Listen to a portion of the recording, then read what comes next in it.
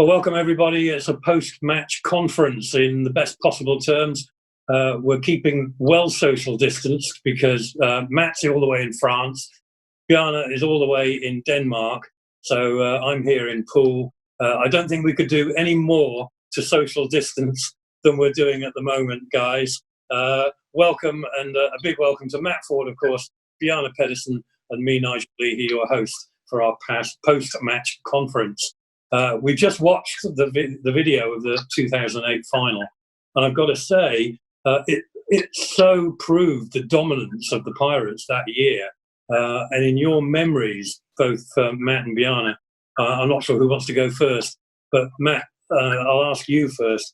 How does that compare? Because to me, it was almost a foregone conclusion. We were 6 points when we started, 6 points to the good, and it just got better from there. Yeah, I mean, it was a great performance, wasn't it, away from home before we got to that point. And, a track that Bjarne always went so well at Lakeside. I can remember going there and seeing him get, was it 21, Bjarne paid 21, I think. And, he was always a powerhouse at Lakeside. So, and Chris was just really coming of age, wasn't he, at that point?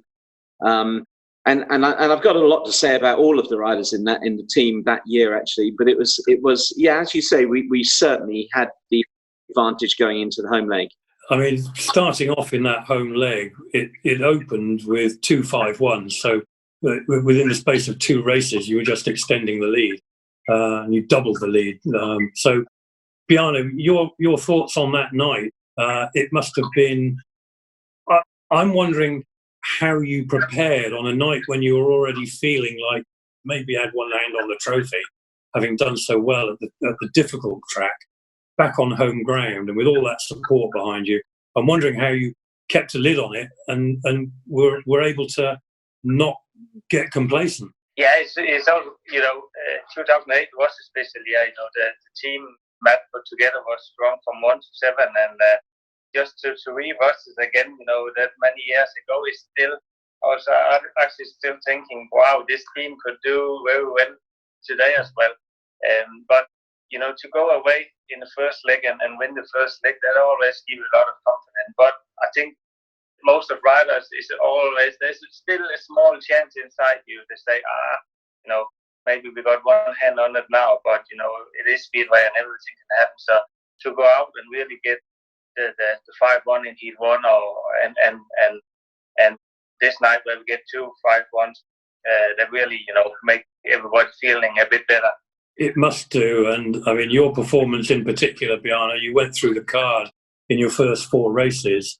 And again, does that fuel you because you made such a good start, getting that opening 5-1 from Chris and Magnus? Does that fuel the rest of the team? Is that the springboard you need? Yeah, I think, to go out and win like what Chris and Magnus did in heat 1 with a 5-1, that always give you confidence and maybe a bit relaxed to everybody in the pit, but also talking for myself, it's always been important for me to get a good start of the meeting. It took me many years to learn to pick up from a zero from heat 1, but I think it's very, very important to start the meeting well, and especially in the final. So I'm going to bring Matt back in because, of course, 2008 was the year when Matt chose you over Jason Crump. And that was a tough decision for Matt to make after 2007. And I think Jason still harbours a bit of disappointment about not being selected in 2008. Bjarne, you had the smile because you kept your place there. How hard was that, Matt?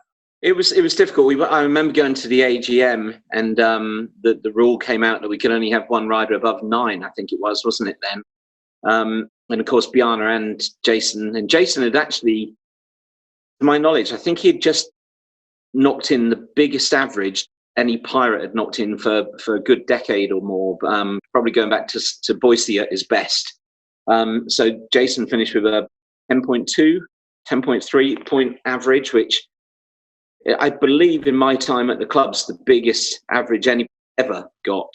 So he was incredible that year in 2007. But the longevity, the association, the friendship that Bjarne and I had And the loyalty that he was giving the club, it was never about, and it wasn't with Jason, please don't think that for 1 second, but it was never about money. And Bjarne always rode for the club because he wanted to ride for the club, because he knew the ethos of the of Neil and myself and what we wanted to achieve. And it's something that a lot of the Pirates have had to wear over the years, that we haven't necessarily been the best payers. I'm sure Bjarne will tell you that he went on to earn more money in British Speedway at these next two clubs than he earned with me. But he knew what we were about. He knew that he would get paid immediately. And it's that brought these type of riders to Poole. I think you bear that out, Bjarne, because you've been such a good friend to the Pirates ever since. And you've come back, I mean, even now in retirement. I mean, I've got to ask you about that in a minute. In retirement, even, you've still shown an awful lot of love for the club that you spent most of your British career at. Yeah, absolutely. If I got the chance, I'll do all again. It was some of my, if not absolute the best year of my speedway spent in England and in Poole.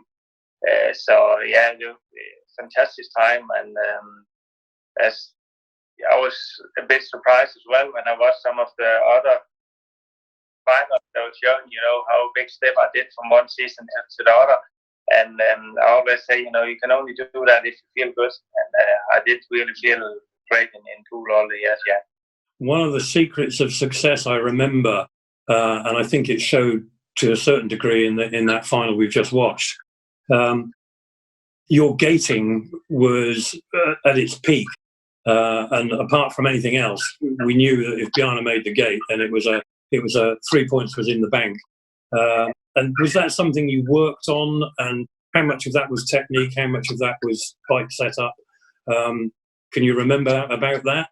Yeah, well, I wish I was the same gator today, but no, it's always been some of the tools I had in the toolbox. I was normally fast gator, and not always the fastest one on the track, but the gate is so important in speedway, and then I was lucky to have a lot of years where I was a good gator in the sport, and that make everything a bit easier. But again, there's so many things in speedway that need to work proper before you can go out and win races. So it's from really from where you start back home to you finish a race, with mechanic. And like I say before, also if you feel better, you will perform better.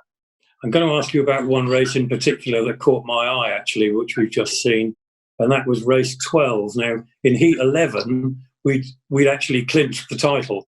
In heat 12, you came out with Daniel Davison, and I think he made the gate, and I think you did go around him, if I'm remembering it right. You did go around him, but then you were looking for him and waiting for him. And obviously, team riding is such an important part of speedway. And in the end, I think you were sort of waiting for him, but in the end, you had to clear off. But do you remember about even after the fact that we'd won the title, you were still thinking about the team and thinking, yeah, I'm going to team ride with Daniel?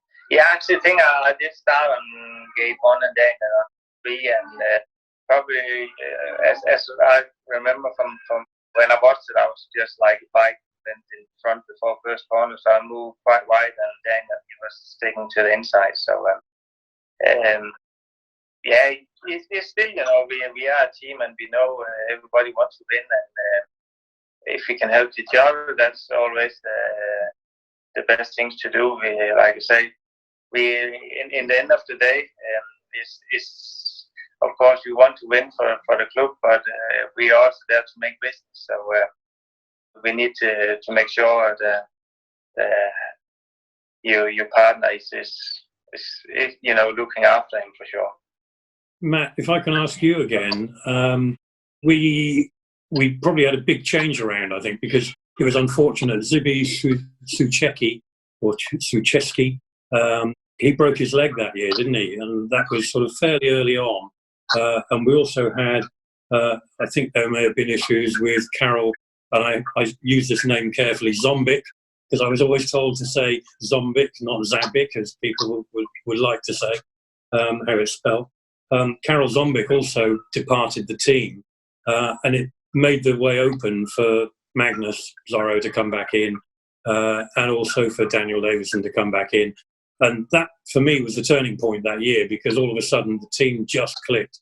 And it was a real special relationship. I just remember that team bonding, and the feeling with the team as the season progressed was marvellous. Would you agree with that? I think before the season started, I can remember Freddie Eriksson was on a really ridiculously low average, just a 3, and he'd always achieved a 5+ average. And I persuaded Freddie to come for 6 weeks on the understanding that if he wasn't enjoying it, we'd release him and we'd sign somebody else. And he moved in with us, and he loved it. I can remember we were living near, not too far away from Shore Road near Sandbanks, and he basically loved it. He would use the beach every day, and he enjoyed his year and had a lot of fun. And I think, Freddie had achieved a 5.5 point average or something, 5.3 or that season. But in Zorro, and it's funny, at the end of the video, there's something there. I think I'm being interviewed, and put to me about, Magnus being a lucky charm. And I said, and Davey, and Bjarne. And the truth is, Daniel Davison was exactly the same. That, Daniel, last year, funny enough, in 2019, Daniel was still racing, and he's still got that ability to pop out the start and win races, even this late, and he's a father now, and the chances are that he would never have travelled. But when Ricky Wells was struggling so badly towards the end of the season, and it was like, do I, don't I, having only just brought Ricky in anyway. It was, I actually thought about contacting Daniel then, because we needed that person that once he's in front, he is really difficult. And that was his biggest thing. He could gate. And, I probably should have made that move last year, and just I brought him in. But it's these types of guys, isn't it? The Bjarne, who stayed with us, I think, in 9 campaigns, Magnus, who was just... And Davey Watt, I mean, was I fair to let those guys go at times? And I did. I shuffled didn't I? I kept shuffling the pack, and I look back now, and I have to tell you that I didn't enjoy Speedway more. I've never enjoyed Speedway more than I did at that point. Around when Tony first came into the club, and what that brought to the club, and how it built, and those next 6-7 years were outstanding. And then, of course, you had the emergence of Darcy coming as well on top of Chris. And you shouldn't knock it, because your memory does play.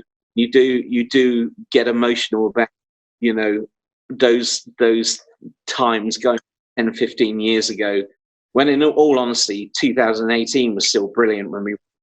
But it's just sometimes I think you click with riders, people, with friends. And that guy that sat, at the different end of the screen to me here now is the biggest friend that I've had in the sport. And him, Lars Gunnestad, my lad Danny was saying to me, can you put together a 1 to 7 of the best riders you worked with? And I think that I'd actually prefer to put together 1 to 7 of the people that I've most enjoyed working with. And 100% he's in it, and we're that's something we do for the future. But I would have that guy that sat there leading the. And by the way, I've got to tell you, even now, and I don't care what division we're in, if we're in trouble, and it's something you want to talk to him about in a minute, but if we're in trouble, I still pick up the phone to him now, and I bet you he would come. Bjarne, I'm going to ask you to answer that straight away. No, but like I say, Poole always been my home, and my second home. Of course, it's when you're not done England for a couple of years, it's always take a bit more time to get everything done, and with mechanic vans and equipment and so on. So it's not an easy call, but the answer will always be easy. But to make everything happen will take a bit of time to make it happen. But I always feel hard to turn Matt. It's hard to turn Matt down. So we'll see. Yeah. The one thing I did want to ask you about was you came out in heat 15 and you had a maximum. You had a 4-ride maximum, 12 points. And how does that feel when you've got your maximum and you're going to go into heat 15? Is there ever a time when you want to hang on to that maximum? And how do riders approach heat 15? If the match is already won, do you feel that you don't have to do it? If the match is vital, then obviously you would want to be part of it. Or is there also an element that says, well, if I do another heat, I'll get more money potentially? How does a rider approach heat 15, and in particular on that occasion when you'd already got a maximum and the match was won?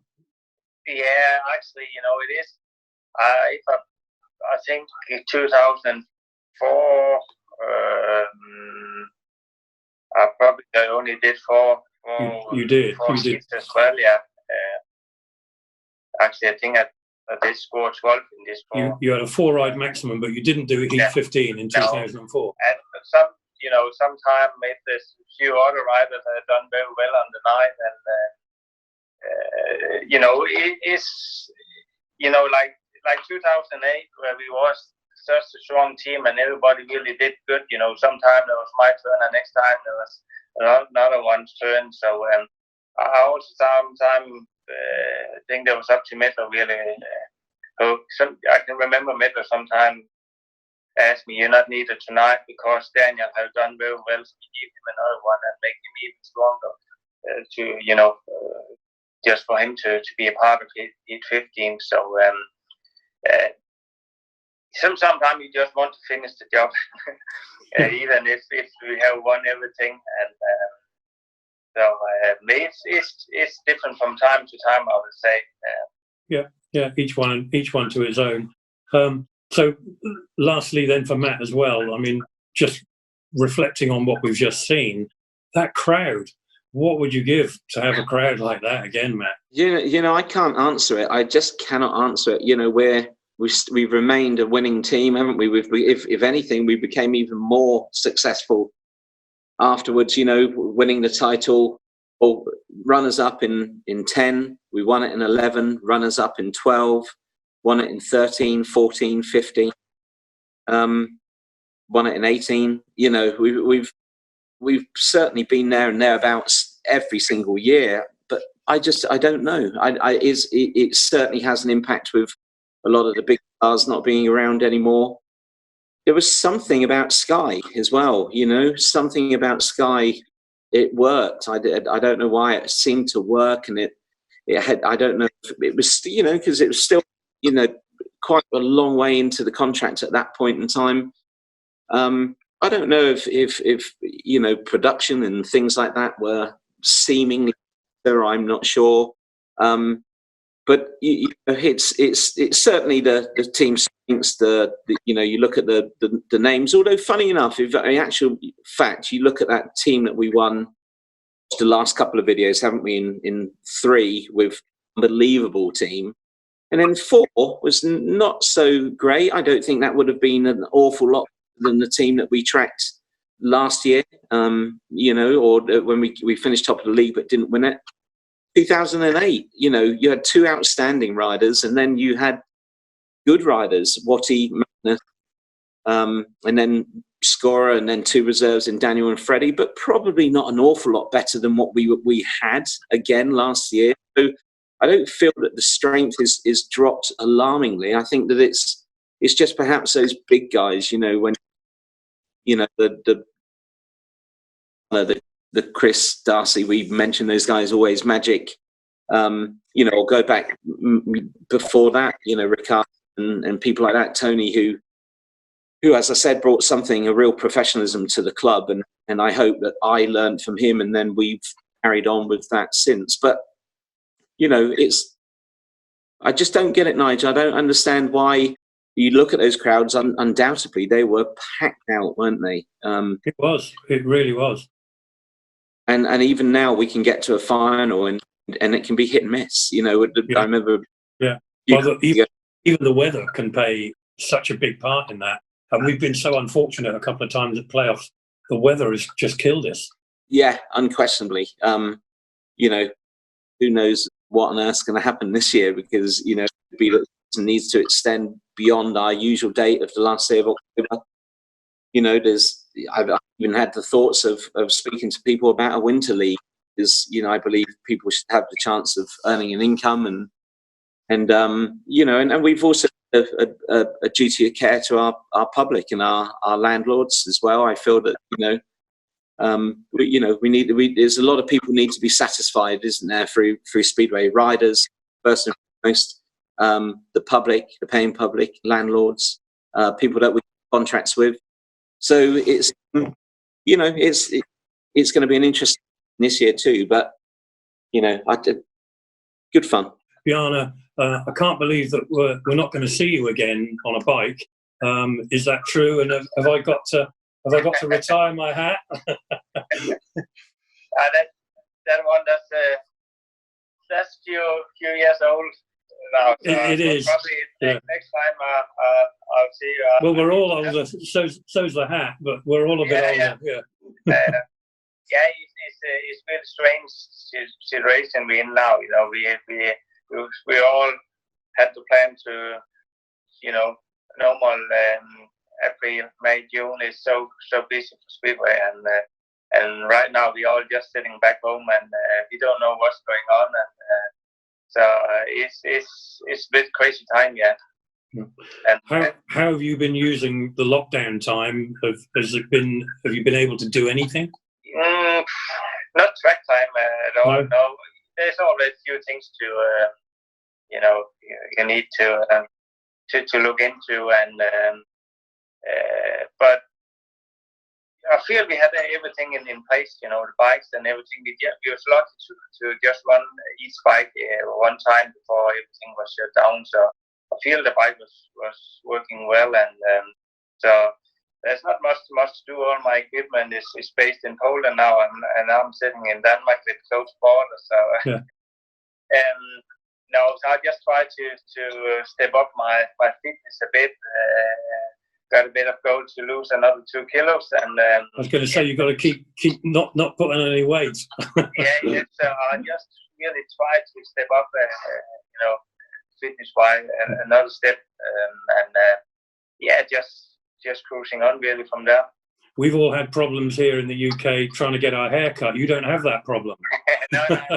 It's still the same.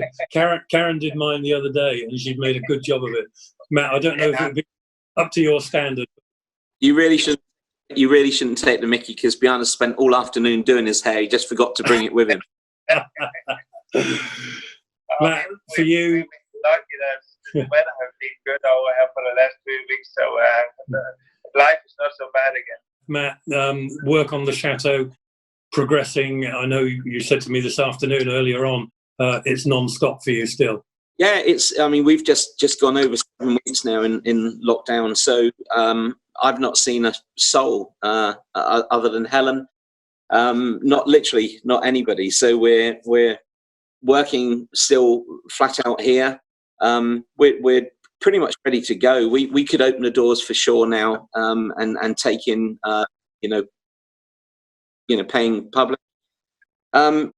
Basically got to sit tight. You know, Boris obviously has made his you know, plans on Monday, and that's going to have a impact on the UK, and I think many of the people that will come here will travel from the UK. So we really need that to you know, for them to hit their targets, and to you know, willing to open the borders, and for France to allow people in, because, you know, things haven't been the best here either, you know, and so, but, you know, it's we're ready to go. It's exciting. We're kind of sworn to secrecy about things, but we are going to appear on a vision program. which we're not allowed to say too much about, but that's going to be an ongoing thing. We've done an awful lot of filming here, so you know, and it's good fun. I'm looking forward to getting open. And by the way, you know, Speedway is still every bit as important. Dan's doing a really, really good job at home. You know, I said to certain parts that he's just putting me to shame. Things like this, you know, where he felt that we needed to add more to it, that Andy was doing such a good job with putting the videos together and changing the format so that it fits current screens and formats.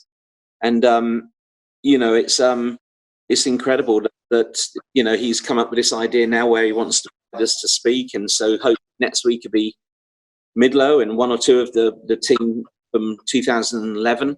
But yeah, it's good. And I wanted just to touch on the fact that on Monday we heard news that Speedway GB is progressing with the potential for a league sponsor. I don't know how involved you're able to be in terms of BSPA business these days. Obviously, you're still at the heart of the pool club, but your involvement with what happens outside of the pool club probably much less. So I don't know whether you've got any indication or have had any discussions about that. Godfrey, and who I really rate as a chairman, I think he's really good. I'm very comfortable with the management committee now. I feel they all have their own talent on management committee, and it's not an easy role. And but they're doing well. And Rob in particular, I'm very impressed with what he's doing. So, but I know very little, and it should be that way. It should be that the members of management committee are the ones that will have those negotiations. In particular, the chairman, and then you know what, afterwards, that whatever is discussed there will be put to other members like myself and Danny. You know, at that point in time, you know, as long as it's correct and it's right for the sport, then it's not very often that we would oppose things. But and I'm encouraged to hear that. You know, that's news. That could well be a TV connected sponsor, so in principle more for the Premiership than the Championship. And that's one of those things that I took on board, many of those things, when we made the decision to drop a league. So, you know, it's interesting what Bjarne was saying earlier about, you know, when you get that phone call, and he's done it before, 2016, Bjarne, 15, 16, I can't remember, 16 maybe, I can't remember, was it 15? Anyway, it was Ready Power. I remember the Ready Power suits, but Bjarne worries so much about running his business still in the same vein as he did when he was a Grand Prix rider. Everything still has to be absolutely correct. So, you know, the setups, the mechanics, the vans. I can see even Bjarne what he's wearing today. I'm not at all surprised to see Bjarne sat there with the team colours on. I mean, that's you. That's what you do. With lockdown, that's the only chance to get a bit of sponsorship out. Yeah. But you know, I'll pass it over to Bjarne now. But the one thing I would say is that you know, a 50% ready Bjarne Pedersen is in my opinion going to be better than a 90-100% ready many others. You know, it's something when Chris and Darcy were there, and they used to talk about the old guy. I can always remember him having fun and just saying to me, you know, geez, that old guy still bloody does it, doesn't he? You know, he does it, doesn't he? He was a point scoring machine for the Pirates, and so many. David Adams at Wessex Marine and I have often had this conversation that he went about business so quietly, and it was so low key, Anna, but he held the team together when we were awful in 2009, and you know, Chris took an injury, and you know, and a few years before that as well, when we weren't successful, 5 and 6, and 7 over a 9-point average in 2007. And potentially, I won't say for sure, because Speedway has a way of biting you in the butt, because you could easily point Chris and everybody, but potentially the best piece of buying business that the club's ever done, I would say, is bringing Bjarne in from Newcastle in 2002. I think it was the first year. Was it Bjarne? Yeah. I remember that, because 2002, I think I'd only just started working on the videos then. And in fact, going back to 2008, I'd only been in place as a presenter for the Pirates for 1 year. I started with you as a presenter in 2007. So that was the first year that I brought home the trophy from the centre green, which was a lovely privilege. And in the 50th year as well, it couldn't have been better. Yeah, lovely. 60th year. Yeah, well, well, what like Matt said, for what a record the club had, to win that many. Now we only talk about the league titles, but knockout cup, Raven Shields, and you nearly name it. So the club have a great record. Fantastic. Bjarne and Matt, I'm so grateful for you for joining us. It's been a great time to catch up. Don't get to speak to either of you very much these days, so it's nice to see you. I know that people watching will love to see your faces here. Obviously, we wish you to stay safe, stay at home, save lives from the UK's point of view, support the NHS, stay home, keep watching what the Poole Pirates website is putting out. Thanks again to Andy Haig, because he's doing such a good job. He is working night and day, putting things together, which is keeping us entertained as well. So, Andy, big thumbs up to you. Bjarne and Matt, thanks for joining us. Thanks to all of you for watching. I hope you've enjoyed our post-match conference. Unless there's any last words. Nigel, I'll say one thing very quickly, and then I think the captain finish it from to me, he'll always be the captain. And thanks to you, thanks to Andy, Danny Ford, well done, doing a great job. Everyone, just stick with it. We're I saw a report yesterday for that was the first little bit of good news at the light at the end of the tunnel that I shared with the current team, effectively saying that whilst seemingly football will open, its doors to behind closed doors, early June, it could be that certain sports like ours are not considered such high risk, and that certainly, social distancing will still be a part, but it is something that we can actually achieve in Speedway stadiums. Our crowds were not at capacity. We're not all playing the full houses. So the truth is that we could achieve social distance in Wimborne Road and other Speedway stadiums as well. So it's something Rob Godfrey is very much on at this moment in time. I've been on to him for a couple of times this week because it's important to us all. So to everyone, just stick with it. It could just be that, I don't think anything will happen pre-July, but if we could start July, I'd certainly be happy. So thanks to everybody. Keep safe, and I'll pass over back to BP, and he can see us out. Yeah, I wish I could see people. I was really looking forward to come and join Midlow's testimonial meeting. Such a charm. Everything was turning down in the last minute. So, but like Matt says, stick with it, stay safe, and hopefully there'll be another time where I can come around. And looking forward to see all the faces over there again. So far, keep safe and stay. Hope to see you very soon. Thanks, Bjarne. There's a lot of love for you still at Poole. Always welcome. Always welcome round our place. But back, I assure you, something's going to happen. I can feel it. Guys, thanks again. Thank you all for watching. I hope you've enjoyed this, the first of our post-match conference, and I hope that's going to become a regular. Look out for who's coming next week. And again, thanks to Andy, thanks to Bjarne, thanks to Matt for joining me here this evening. And we'll see you again soon. Up the Pirates, as they say. Good night. Cheers, Bjarne. Thank you. Thanks, you.